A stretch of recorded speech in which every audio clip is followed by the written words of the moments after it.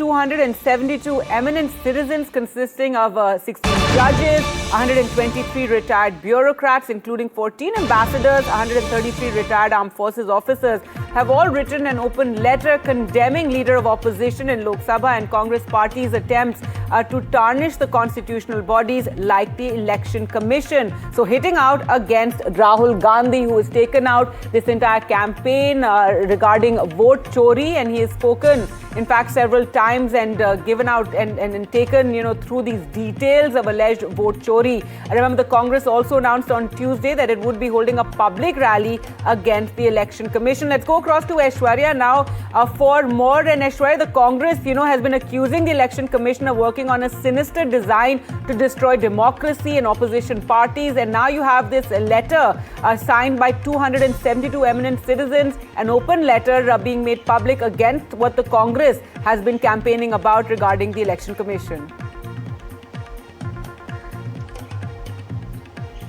Well, there have been multiple press conferences that have been done by Leader of Opposition Rahul Gandhi, a hydrogen bomb that he calls as far as Haryana vote chori allegations are concerned. And it is Rahul Gandhi in those press conferences stating that it is the Election Commission which is working as a B team of the Bharatiya Janata Party, and there has been massive vote chori that is happening in the country, just not in the states of Maharashtra, Karnataka, but according to him in the states of Bihar and Haryana as well.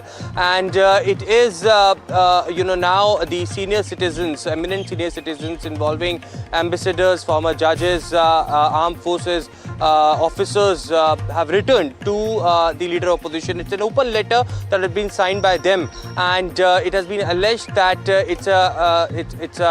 that they condemn Leader of Opposition Rahul Gandhi's remarks and the Congress Party for tarnishing the image of the Election Commission of India. Earlier they have done so with the Indian Armed Forces, they have done so for the constitutional bodies, including the Supreme Court of the country and also Parliament as well. And now they are tarnishing the image of the Election Commission of India, which is extremely condemnable.